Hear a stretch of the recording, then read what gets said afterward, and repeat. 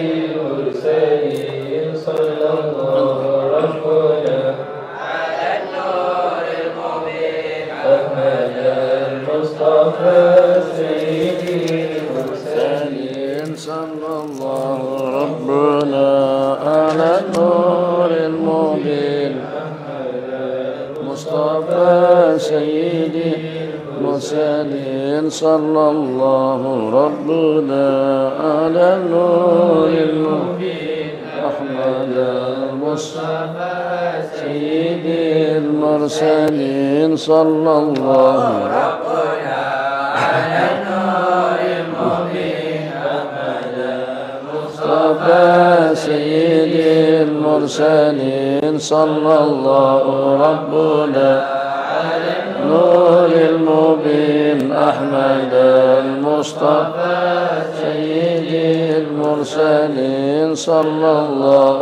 ربنا على النور المبين أحمد المصطفى سيدي المرسلين صلى الله ربنا على النور المبين أحمد المصطفى سيدي المرسلين صلى الله ربنا على النور المبين أحمد المصطفى سيدي المرسلين وعلى آله وصحبه أجمعين وعلى آله وصحبه أجمعين. بسم الله الرحمن الرحيم.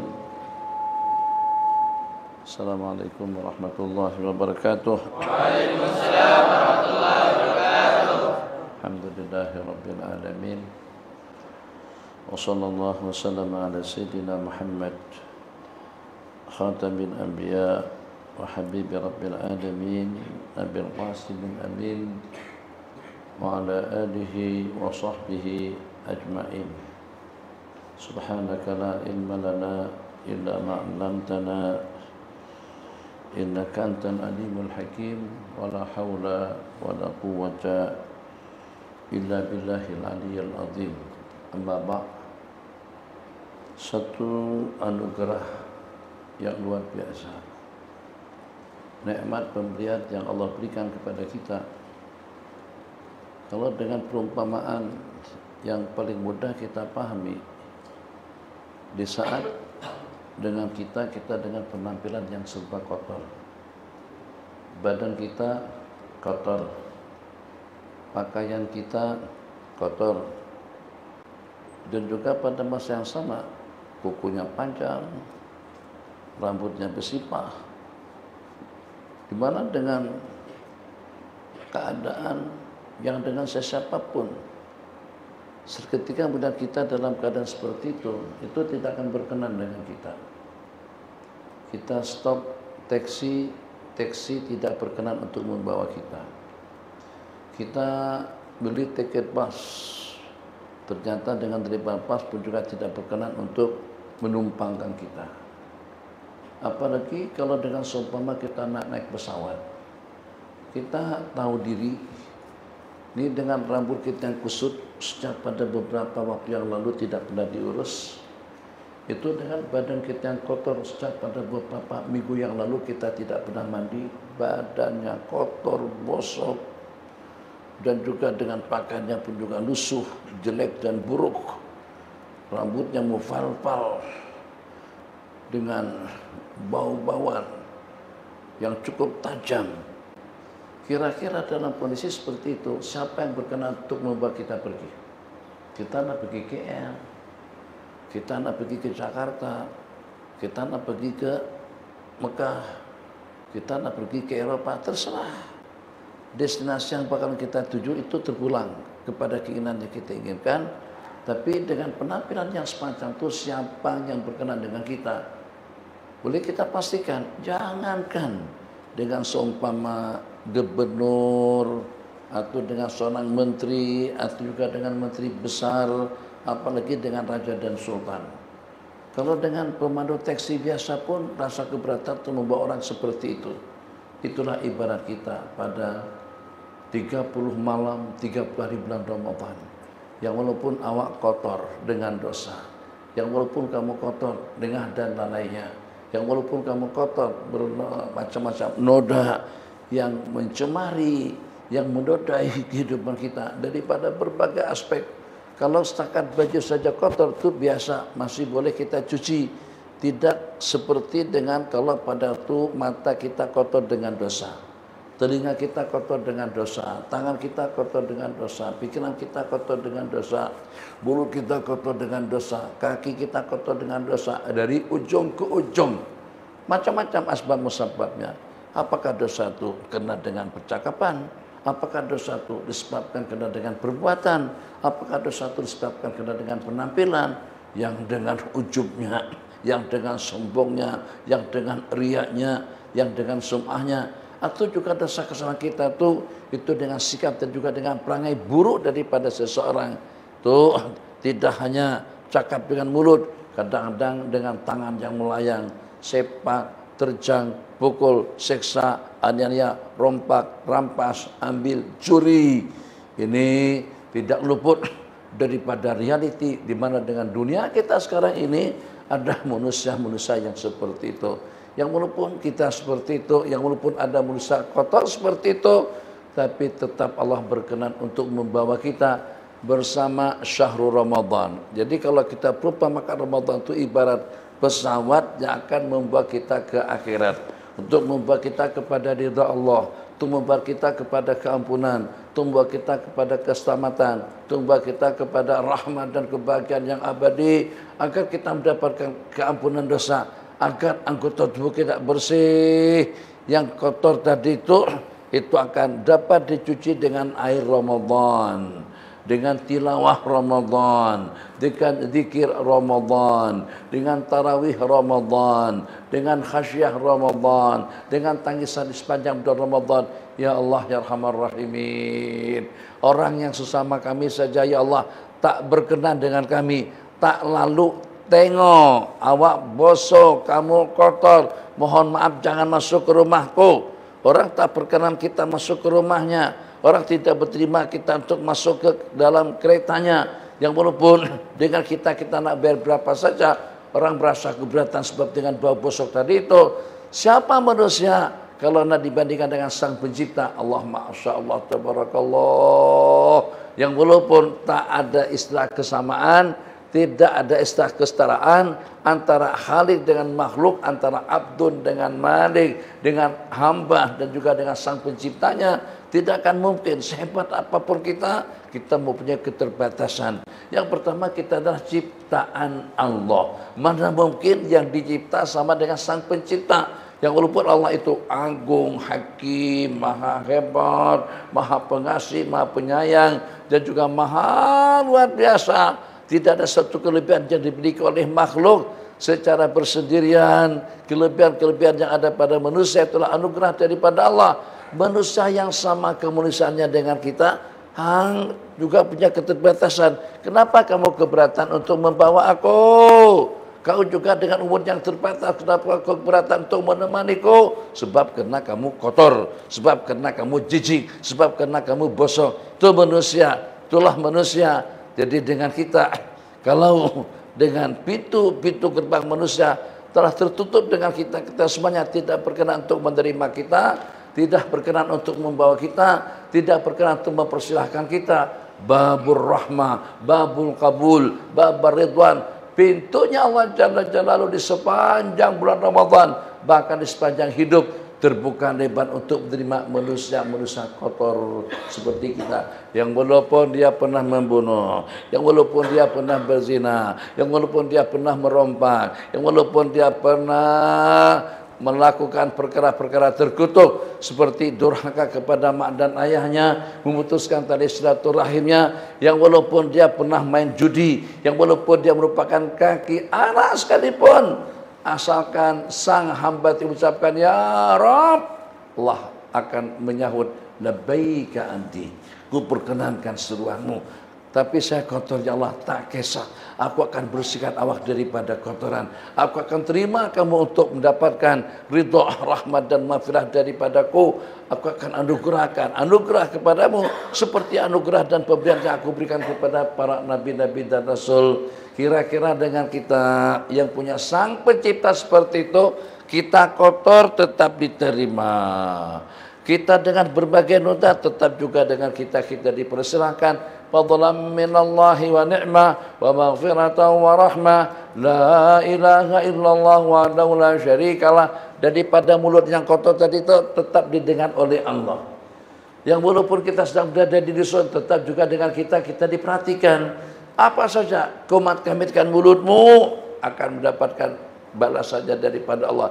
Gerakan kedua kaki itu kita datang ke masjid, untuk kita datang ke majlis-majlis ilmu, kamu mendapatkan balasan daripada Allah.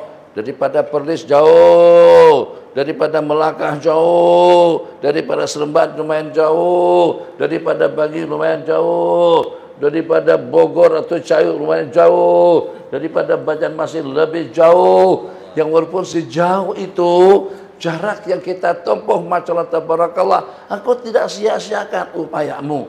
Ya Allah, tapi kalau dari Banjarmasin kemari, itu tiket terbang saja sudah kira-kira dalam 600 ringgit. 600 ringgit, belum lagi dengan waktu, aku hitung semuanya. Sebanyak apapun pengorbanan yang kau lakukan, akan ada balasannya di sisi Allah Jalla Jalaluh. Kau langkahkan kakimu ke tempat-tempat mulia, kau langkahkan kakimu ke tempat-tempat ibadah, tiap langkahmu ada 3 kebaikan yang aku berikan. Aku ampunkan dosa kesalahanmu, aku angkat martabatmu, dan juga aku berikan kejaran pahala yang berlipat ganda. Apalagi kalau seperti di bulan Ramadan. Jadi kalau begitu, ternyata raja tolak kita, sultan tak berkenan dengan kita.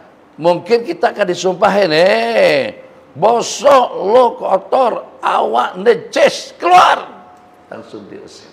Itu sultan, itu raja, itu menteri, itu gubernur. Sesama manusia ternyata juga keberatan untuk menerima kita. Tapi dengan belayan kasih sayang Allah Jalla Jalaluh, yang maha agung, yang maha hebat, yang maha pengasih dan juga yang maha penyayang, yang menciptakan kita semuanya, segala nikmatnya daripada Allah, anugerahnya daripada Allah, kumat kamitnya mulut, denyutan jantung dan juga dengan darah yang mengalir pun juga daripada Allah. Ya walaupun kau degil, tetap saja aku terima. Yang walaupun kau samsing, tetap saja aku perkenankan. Yang walaupun kau zalim, tetap saja aku akan senantiasa memberikan keampunan selama kamu tidak berada dalam 2 keadaan. 1, kalau pada waktu belum sampai kepada detik-detik sakaratil maut, dan yang kedua, selama dengan matahari tidak terbit daripada sebelah timur. Tapi kalau sudah dalam keadaan nazak, tinggal menghembuskan napas yang terakhir seperti Fir'aun, Allah tidak terima tobatnya Fir'aun. Al-ana, apakah sekarang ini awak nak tobat? Al-ana waqad asaita min qablu, yang dulu-dulu kau mengaku sebagai Tuhan. Dalam keadaan seperti itu Allah tidak terima. Tapi dalam keadaan seperti apapun, asalkan sebelum kita berada pada detik yang terakhir, kejelekan, keburukan, dan juga segala yang menistai kehidupan kita, Allah Maha Rahman Rahim. Itulah makna Ar-Rahmanir Rahim. Baru saja dengan kita takbir, begitu kita mukaddimah, begitu kita mulakan bacaan, kita baca dengan iringan Bismillahirrahmanirrahim, dengan nama Allah yang Maha Pengasih dan Penyayang, Maha Pengasih kepada hamba-hambanya. Kasih sayang Allah bukan hanya kepada orang-orang yang baik. Kasih sayang Allah bukan hanya kepada para aulia. Kasih sayang Allah bukan hanya kepada para nabi-nabi dan rasul. Bahkan diriwayatkan dalam sebuah riwayat, Allah berfirman kepada Nabiullah Musa alaihissalam, Allah memperkenankan doa permintaan orang yang kotor, doa permintaan orang yang ternodai hidupnya dengan dosa kesalahan, atau doa permintaan daripada orang yang asli yang durhaka kepada Allah, itu dalam sekian ribu kali ganda lebih cepat daripada Allah memperkenankan doa daripada orang-orang yang baik. Masya Allah, tabarakallah. Kalau kita memiliki sang pencipta seperti itu, jangan degil dengan Allah, jangan berputus asa dengan Allah, jangan jauh daripada Allah, jangan sampai melawan kehendak Allah, jangan sampai tidak berusaha untuk mendapatkan ridha Allah, jangan sampai dengan kita melengahkan waktu-waktu mulia 10 malam yang terakhir. Sepatutnya dengan kita sekarang ini, kita duduk di masjid 10 malam yang terakhir, syaddah bi'zarahu, Nabi kita ikat tali pinggang beliau, ayqadha'ah lahu, Nabi kita bangunkan sesi keluarga, wa ahya lailahu, Nabi kita hidupkan malam hari beliau. Kenapa? Tidak hanya setakat untuk malam Lailatul Qadar, tak ada jaminan yang tudung ungu, biru, hijau, hitam, putih, yang duduk depan, duduk di belakang, yang dah berubah, yang pakai spek mata, yang beranggut tebal. Tak ada jaminan yang dengan kita akan sampai kepada Ramadan yang akan datang. Siapa yang bagi jaminan? Apakah kira-kira pada masa Ramadan yang akan datang 1446 yang dengan kita masih bernyawa? Yang dengan kita masih hidup? Oke, alhamdulillah masih hidup. Tapi apakah kita sehat afiat? Tak ada yang tahu. Alhamdulillah sehat afiat, tapi ternyata ada halangan dan rintangan. Alhamdulillah kita dapat luang waktu yang cukup, tapi tak ada mood, tak ada semangat. Itu juga musibah ala kulli hal. Jadi karena itu jangan tunggu Ramadan yang akan datang, jangan kita tunggu kesempatan yang berikutnya. Kenapa?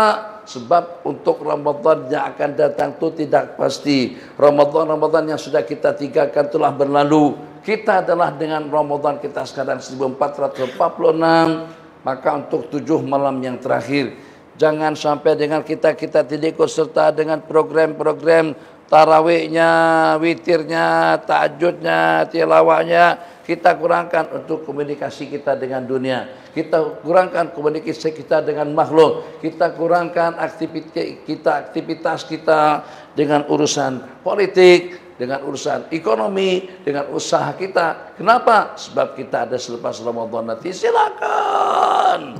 Ramadan untuk akhirat, Ramadan untuk kebajikan, Ramadan untuk kita meraih ridha daripada Allah. Jangan sampai kita tidak terpilih, jangan sampai dengan kita tidak berhasil untuk mendapatkan watikah kebebasan diri daripada api neraka. Allahumma inna na'udzubika min azabi jahannam. Allahumma atik riqabana wa riqaba abaina wa ummatina minan nar. Ya Karim ya Arhamar Rahimin. Ya Hayyu ya Qayyum bi rahmatika nastaghis wa min adzabika nastajir. La takilna ila anfusina tarfata ain wa la aqalla min dzalika bi rahmatika ya Arhamar Rahimin. Dan jangan lupa yang sudah bayar fitrah kalau seperti di Selangor, fitrah kalau seperti di Kel ada 3 pilihan. Fitrah 7 ringgit, fitrah 15 ringgit, fitrah 22 ringgit. 7 ringgit itu untuk kelas bawah, 15 ringgit kelas menengah, 22 ringgit kelas basmati. Masyaallah. Nah eloklah. Jadi mungkin yang punya duit lah, tapi ambil yang tengah-tengah saja lah. Ambil yang tengah-tengah semalam tu pada masa sembahyang di Masjid Khairiyah Gombak. Jumpa kawan-kawan di sana, langsung diajak buka puasa di masjid itu dan disediakan homestay. Sekejapnya bawah tuh, tuh situ dengan anak. Pada dia bukan belanja, sudah berbelanja, sehingga di situ suruh buka puasa bersama. Katanya Pak Syekh, atau Abi tambah gemuk sekarang ini. Sehat alhamdulillah. Umur tetap bertambah, yang walaupun sehat, tapi umur kita semakin pendek. Sehat iya, umur kita sudah semakin lanjut. Sehat memang, tapi sehat-sehatnya kita, karena dengan waktu yang bergulir, berarti kita akan semakin dekat dengan penghujung. Ajak mereka buka puasa bersama di situ. Masyaallah tabaraka, kita pun buka puasa dengan kawan-kawan. Allahumma shalli ala sayyidina Muhammad. Petra. Jadi muslimat ini saran. Kalau dikabulkan, kalau diterima bagus. Kalau boleh, ambil 1 orang je. Saya sempat kurangkan fitrah untuk 17 orang. Untuk 17. Kalau 17 kali 22. 17 kali 22. 400-an barangkali. Dekat dengan 400-an. Coba hitung bang, 22. 3 300? Hah, 374. Lebih daripada 370. Tapi kalau sendirian-sendirian saja, 3, ambillah yang H22. Bagi orang miskin makan basmati. Itu aja prinsipnya. Kalau seandainya kita bagi beras yang H7 ringgit itu, kata mereka, tak bulan Ramadan pun H7 ringgit juga. Bagian istimewa sedikit. Mereka tak beli basmati. Jadi gimana? Fitrah nanti 22, Ustaz Muhammad 22. Kalau keluarkan fitrah sendiri. Tapi kalau dengan beban anak cucu cicit, Masya Allah tabarakallah, kali 22, 439. Masya Allah tabarakallah. Jadi saya ambil yang pertengahan. Fitrah Ramadan sudah boleh dikeluarkan daripada sekarang. Bahkan sejak daripada Ramadan lagi, jangan sampai selesai salat id dilaksanakan sedangkan dengan fitrah masih belum kita serahkan. Jadi serahkan elok kalau kita serahkan langsung. Masya Allah tabarakallah, 1 kilo harga mungkin 8 ringgit, 8 kali 3, alhamdulillah dapat potongan jadi 22 itu dengan basmati. Serahkan kepada orang-orang, kepada mereka-mereka yang layak untuk menerima-makannya. Kalau seandainya dengan kita anak lebih mudah, seandainya anak lebih mudah, asrama 1 fitrah kepada asrama 2, asrama 3 fitrah kepada asrama 9. Seberangkan fitrah, seberangkan kembali. Sehingga dengan kita tidak rugi apa-apa. Tapi kewajiban kita gugur. Kalau macam tu orang miskin makan apa? Bagilah mereka makan sedap sikit, makan basmati supaya juga dapat menikmati basmati sebagaimana kita pada waktu kita memakannya. Mudah-mudahan Allah berikan kekuatan, pertama kesehatan, yang kedua keafiatan, yang ketiga taufik hidayah, yang keempat dan juga dengan semangat yang berapi-api sampai ke penghujung tanah gara-gara dengan serunding Ramadan, serunding raya, Jutbat raya, lemang raya, baju raya, celana raya, sepeda raya, singlet raya, kopiah raya, sehingga sampai kita taat diri pada 10 malam yang terakhir. Dan itulah kebanyakan daripada kita-kita. Dan menjelang 10 malam yang terakhir, masjid kosong dan juga dengan musala pun juga tak ramai mana. Maka amalan yang paling istimewa kalau pada itu hanya setakat kita saja yang melaksanakan. Kalau suasana dalam gelap gelita, cukup dengan 1 lilin. Itu akan menerangi, akan mendapat memberikan penerangan, akan dapat dilihat daripada segala penjuru. Macam itulah juga kalau pada itu orang ramai, ternyata tombang dengan lagu raya. Lagu raya, hui, Masya Allah, tabarakallah. Joget, menari, laki perempuan, pamer baju, pamer aurat, pamer kecantikan dan juga dengan keceritaannya. Tidak harap dengan kita beli kue raya. Tapi kalau sampai dengan kita tidak pandai memilih yang lebih istimewa, kue raya kita beli, tapi untuk mendapatkan ridha daripada hari raya, untuk mendapatkan ridha daripada Sang Pencipta, itu jangan sampai kita abaikan, khususnya pada 10 malam yang terakhir. Malam hari ini malam yang ke-22, besok malam yang ke-23, malam-malam yang ganjil. Jangan tidak ikut tarawih, jangan tidak ikut melaksanakan salat secara berjamaah. Mudah-mudahan semuanya hidup dalam sejahtera, aman dan bahagia dunia dan akhirat. Ada soalan? Oke. Bismillahirrahmanirrahim. 10 menit saja. Patun namore. Rizki melimpah ruah. Kambing. Kepala kambing. Lemak kambing. Kulit kambing. Kemudian nasi bureni kambing. Ayam kambing. Allah. Nak makan lagu mana? Belamba. Kita nak bagi siapa? Bagi sama kawan-kawan pelajar. Pelajar pun juga makan makanan yang sama. Bagi sama tetangga. Tetangga juga makan makanan yang sama. Jadi kita nak antar kemana? Tuh masih belum makan lagi. Lambo. Ini lambo kan? Sekarang ini makan lambo. Nah, makan lambo muslimat. Allahirrahmanirrahim. Silakan. Assalamualaikum warahmatullahi wabarakatuh. Kalau kita jamak tahiyat maghrib kepada isyak, kemudian kita buat isyak dulu sebelum buat kita buat isyak, lepas tu kita langsung buat tarawih tanpa solat maghrib. Adakah sah tarawih ini? Allah. Buat macam kekabaran semalam tuh. Jadi macam mana dengan kita kalau pada waktu kita laksanakan jamaah takhir? Supaya jelas permasalahannya, muslimat, muslimin semuanya, kita tidak boleh melaksanakan salat tarawih dan juga tidak boleh melaksanakan salat witir kecuali kalau pada itu dengan kita sudah melaksanakan salat isya. Syarat masuk waktu kita melaksanakan salat tarawih dan juga dengan salat witir atau juga salat tahajud itu adalah setelah kita selesai melaksanakan salat isya. Taib.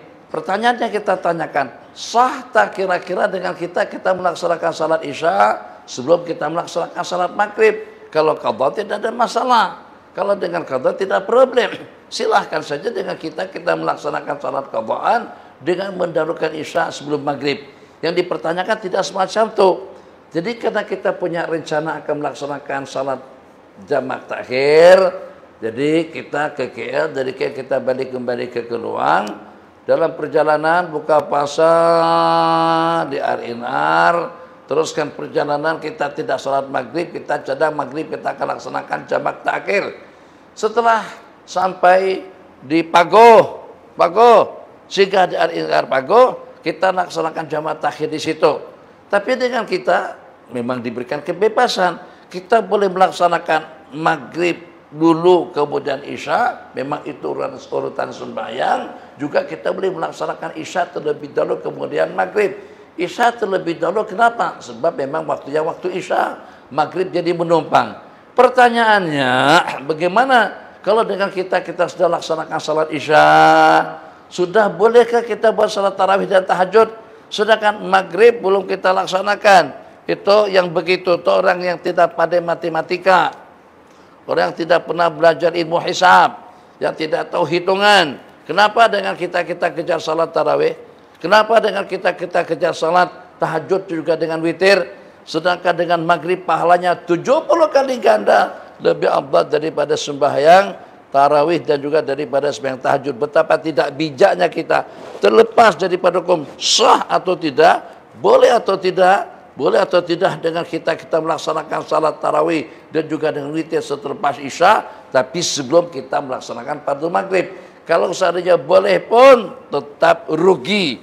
Kalau seandainya boleh pun tetap tidak pada matematika. Kenapa? Sebab salat maghrib adalah salat fardu. Tidak ada yang paling mendekatkan kita kepada Allah daripada menunaikan ibadah fardu. Jadi Nabi kita bersabda, "Ma taqarraba ilayya 'abdi", dalam sebuah hadis qudsi, tidak ada amalan yang paling mendekatkan kita kepada Allah, amalan yang paling meroket, laju dan cepat untuk menuju ridha Allah, itu daripada melaksanakan ibadah fardu. Yang fardu terlebih dahulu.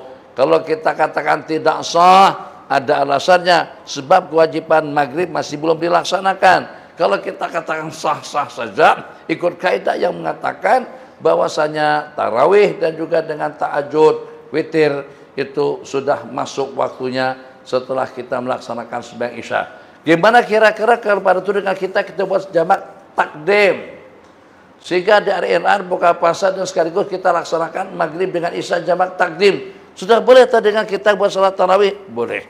Yang walaupun tarawih kita laksanakan pada waktu maghrib, tahajudnya atau juga dengan witirnya kita laksanakan pada waktu maghrib. Kenapa? Sebab syarat sah kita melaksanakan sembahyang tarawih dan juga dengan witirnya itu selepas kita melaksanakan, bukan selepas masuk waktu isya, selepas selesai kita melaksanakan sembahyang isya.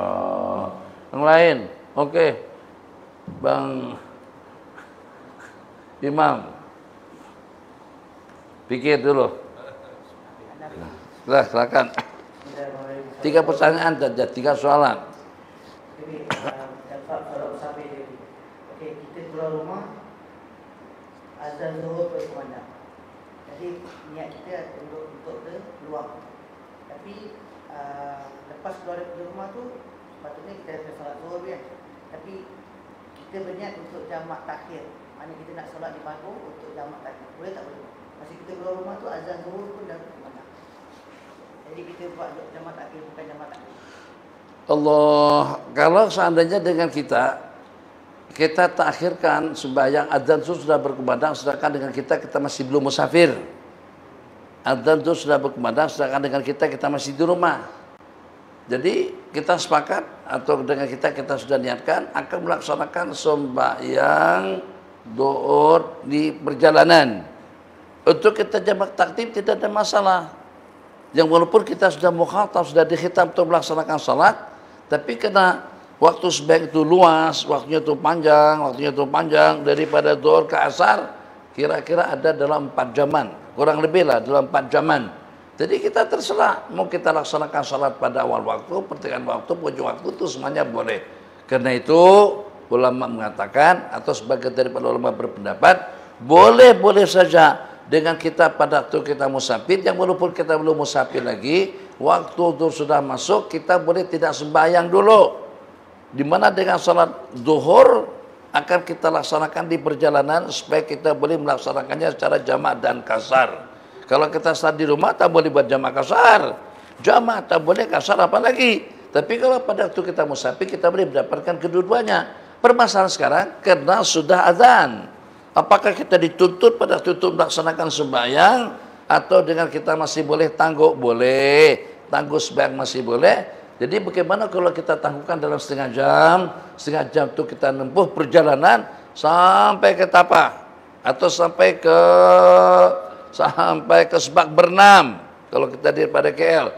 Dari sini kalau kita sampai ke Melaka, maka baru kita singgah di sana untuk melaksanakan jamak takdim. Tapi apakah boleh kita melaksanakan jamak takhir? Yang boleh menangguhkan untuk jamak takhir itu kalau pada kita musafir. Pada waktu kita sampai, sekarang kita masih belum musafir lagi. Jadi kita nak niatkan lagu mana? Niat untuk menangguhkan sembahyang zuhur ke waktu asar itu niatnya pada waktu yang pertama. Maksudnya pada waktu zuhur dan kita dalam perjalanan. Sekarang kita belum musafir lagi. Kalau untuk dengan jamak takdim, waktunya sudah masuk. Kalau dengan jamak takhir waktunya masih belum masuk, waktu asar masih belum masuk. Tapi kenapa kita boleh takhir? Karena kita niat untuk melaksanakannya nanti di waktu asar. Tapi bila niat itu baru dibolehkan bila niat itu menggugurkan kesalahan, menggugurkan dosa. Kamu jadi tidak berdosa kalau tidak melaksanakan salat zuhur asalkan ada niat dalam hati untuk takhir. Itu bila kita niatkan pada masa kita dalam perjalanan, bukan pada masa kita duduk di rumah. Itu sudah termasuk menangguhkan sembahyang daripada waktunya. Tak boleh niat jamak takhir sedangkan waktu sudah masuk. Kamu dituntut pada saat ketika itu untuk melaksanakan salat zuhur, baik kita laksanakan salat zuhur pada waktu kita masih di rumah atau kita laksanakan salat zuhur pada misa kita dalam perjalanan. Ada terakhir, nggih, lakuan. Anta nuskhatul. Tadi tu kena qada kan kalau dah kalau dah buat kesilapan tu, kalau yang sebelum ni salah faham. Jemaah takhir tadi tu. Di pada waktu jemaah takhir. Yang pernah buat silap kalau sebelum. Kalau tahu berdosa lah, tapi pada masa dia laksanakan pada masa itu, nanti dia boleh bukan yang dia laksanakan jadi qadaan lah. Zuhur jadi qadaan.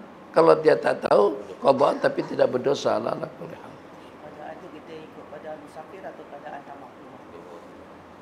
Kenapa bikin masalah susah-susah seperti ini? Apakah pada waktu kita qadaan musafir itu kalau pada waktu luputnya pada masa kita musafir. Salat qadaan atau salat kasar, qadaan boleh kita laksanakan dua zuhur dua, asar dua. Itu kalau secara qadaan kita tu atau sebagai kita tu tertinggalkan pada masa kita musafir. Okey? Dan kita qadaan juga pada waktu kita musafir. Kita sekarang musafir pergi Johor Bahru. Kenapa? Alaska. Grip. King crab. Nasi lemak grab. Pergi Johor Bahru. Jadi pada masa sana gara-gara kena cari alamat itu tak terjumpa. Masuk waktu zuhur, masih juga cari. Masuk asar, sibuk makan. Sampai azan maghrib berkumandang. Maka keluputan salat zuhur dengan asar. Salat zuhur dengan asar yang qadha itu boleh diqadha dengan kasar kalau kita mengqadhanya di Johor Bahru. Tapi kalau kita dapat balik ke Keluang, tempat tinggal kita di Keluang, maka kita wajib melaksanakannya 4 tidak boleh dikasar. Jadi yang hak tadi itu macam mana qadha anak dengan cara kasar? Sedangkan kita belum kemana-mana lagi. Itu kewajiban tu pada masa kita masih di tempat. Cuma kita nak kasar. Yang boleh kasar untuk qadhaan, satu, salatnya keluputannya pada masa kita musafir dan diqadha pada masa kita musafir. Salatnya keluputannya pada waktu kita di Keluang, tak sembahyang doa di Keluang dengan azhar. Terus esoknya kita pergi ke Johor makan ketam. Pak, kita makan ketam grape yang harganya 489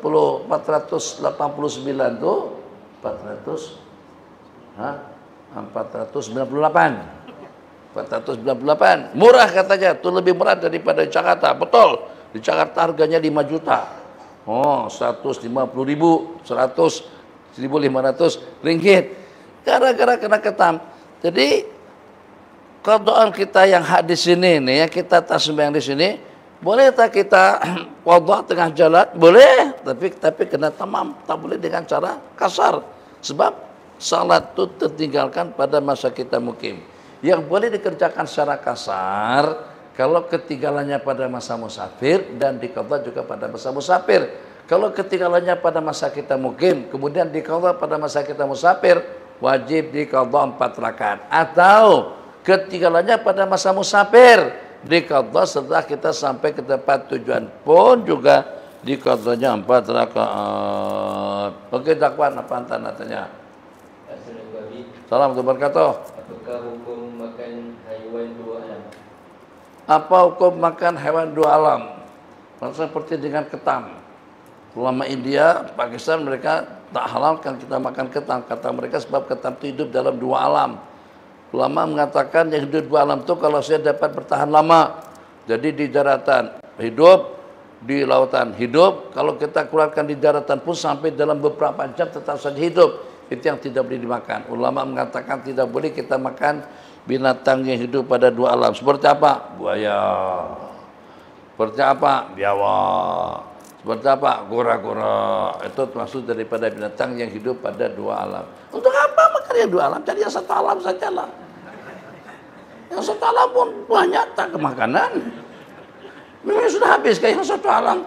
Sampai hendak makan yang 2 alam pula. Habiskan yang 1 alam dulu. Jenis-jenis ikan pun, ikan jenahak, ikan terapu, ikan merah. Itu jenis-jenis yang mahal-mahal tu. Ada ikan buntang, kalau dipegang membesam, bub. Makan yang itu, baru makan yang 2 alam. Allahu sallallahu alaihi wasallam. Macam seperti pertanyaan, boleh tak kawin dengan wanita Kristen? Wanita muslimah pun ramai. Apa kawin dengan wanita Kristen, dengan wanita Yahudi? Itu Yahudi yang menghajar orang-orang Palestina sekarang ini. Orang pergi ke masjid, mereka tembak. Takkan kita kawin dengan wanita Yahudi yang punya perangai seperti itu. Entah nanti pada waktu dapat anak daripada wanita Kristen. Siapa yang mendidik anak? Yang melahirkan dia, yang mengidam dia, yang bela dia, yang mendidik dia. Tak takut kalau nanti dengan anak itu akan ikut agama mamanya dia. Jadi tak payahlah cari yang 2 alam. Namakan kataka. Kataka itu 2 alam. Jadi masih banyak pilihan lagi lah. Alhamdulillah. Wassallallahu ala sayyidina Muhammad. Assalamualaikum warahmatullahi wabarakatuh. Kebiasaannya di Johor ni, dia orang dah tetapkan waktu solat Aidilfitri. Biasanya jam 8.30 pagi, 8.30 pagi. Jadi kebiasaannya juga warga negara luar seperti orang Bangladesh, time tu juga dia nak bayar zakat. Maksudnya macam mana cara kalau kita selama dia belum lagi melaksanakan salat Id, untuk yang belum melaksanakan masih punya peluang waktu untuk mengeluarkan zakat fitrah. Zakat fitrah itu akan luput waktunya selepas salat. Jadi kalau adanya kerajaan tentukan salat Id pukul 9, pukul 11, 8 baru nak keluarkan zakat fitrah. Ada yang keluarkan pukul 10, boleh? Boleh. Kenapa? Sebab akan keluputan waktu mengeluarkan zakat fitrah kalau kita sudah melaksanakan salat. Kita bukan orang ramai. Orang ramai sudah salat Id, tapi kita belum yang buat salat Id lagi. Kenapa? Karena ikut kerajaan kita akan melaksanakan pada 8.30 di negara Arab. Jadi itu juga satu amalan sunnah yang kita kuburkan. Sunnahnya salat itu kita laksanakan selepas berakhir waktu tahrim. Jadi kalau seandainya matahari terbit pada pukul 7.15 menit, eloklah dalam pukul 7.30, 7.45. Masalah kena kue raya tadi itu, sehingga takdan untuk menyetrika baju raya. Mana boleh, kena diayan dulu. Takkan pakai baju yang lusuh macam ni, kena ayan. Gara-gara kena itu, akhirnya yang jadi mangsa, yang jadi korban adalah salatul Id. Jadi tempat kita, kalau kita di Arab, Mekah, Madinah, selesai salat subuh, tunggu. Allah, lagunya macam ni letaknya. Allahu Akbar, Allahu Akbar, Allahu Akbar. La ilaha illallah, Allahu Akbar, Allahu Akbar, walillahil hamd. Allahu Akbar kabira, walhamdulillahi katsira, wa subhanallahi bukratan wa asila, wa sallallahu ala sayyidina Muhammad wa ala alihi wa sahbihi wa sallama tasliman katsira. Terbit matahari dalam 10 menit kemudian, salatul rasabakumullah. Istaqimu wa'tadilu. Allahu Akbar, Allahu Akbar. Melayu masih tidur lagi. Itulah masalahnya.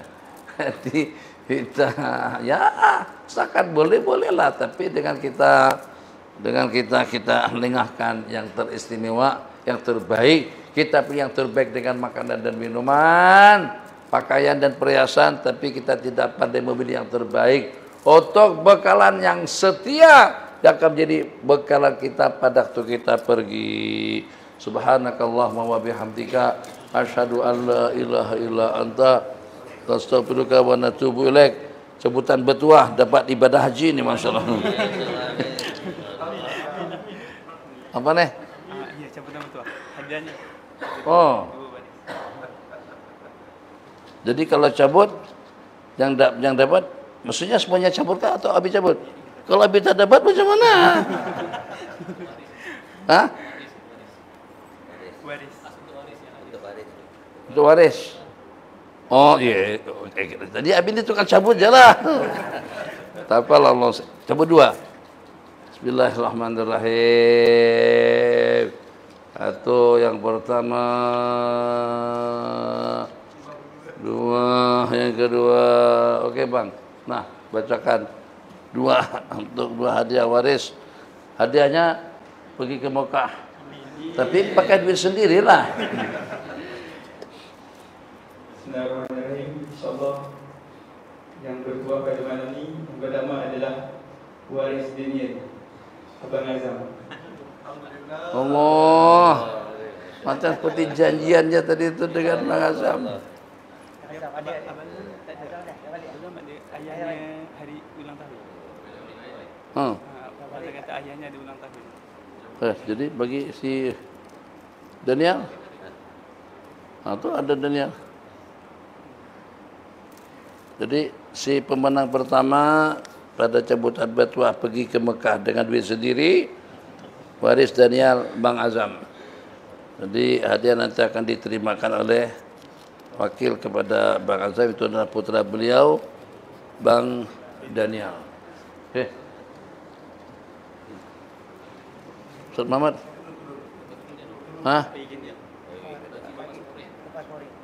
Lepas boleh?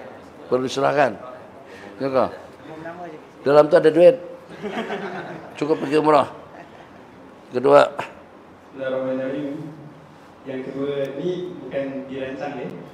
Waris kedua yang bertuah pada malam ni adalah waris Amir Zakwan. Amir Zakwan. Baris Amir Zakwan, silakan. Hah? Iya kah? Itu kena bagi dua tuh.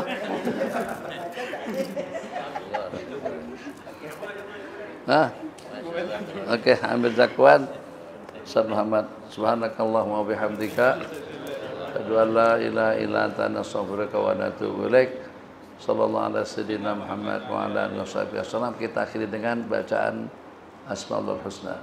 Saluka ya man huwa Allahul ladzi la ilaha illa huwar rahmanur rahim al-malikul qudus as-salamul mu'minul muhaiminul azizul jabbar al-mutakabbirul khaliqul bari'ul المختار القهار الوهاب الرزاق الفتاح العليم القابض الباسط القابض الرافع المعز القدير السميع البصير الحكم اللطيف الخبير العليم العظيم الغفور الشكور العلي الكبير الحفيظ المقيم الحسيب الجليل الكريم الرقيب المجيب الواسع الحكيم الودود المجيد الباعث الشهير الحق الحكيم القوي المتين الولي الحميد المحسن المبدع المعين المحيي المميت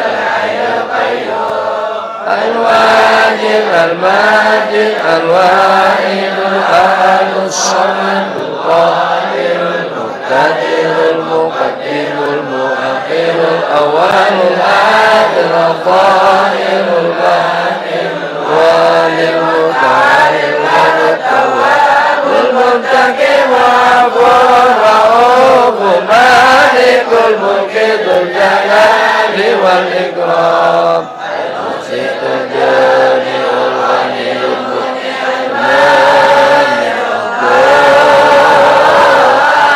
النافع النور الهادي البديع الباقي الوارث الرشيد الصبور الذي ليس كمثله شيء وهو السميع البصير. اللهم صل أفضل الصلاة على أسعد مخلوقاتك سيدنا محمد وعلى آله وصحبه وسلم عدد معلوماتك ومداد كلماتك كلما ذكرك الذاكرون وربنا ذكرك الغافلون.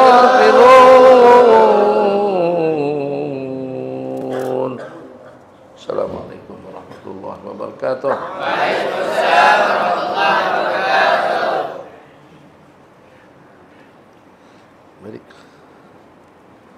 Balik lagi ya. Malah balik. Insyaallah dijemput Abi para seniza para hadirin hadirat untuk menjadi muslimin insyaallah di dataran dan muslimat di aula.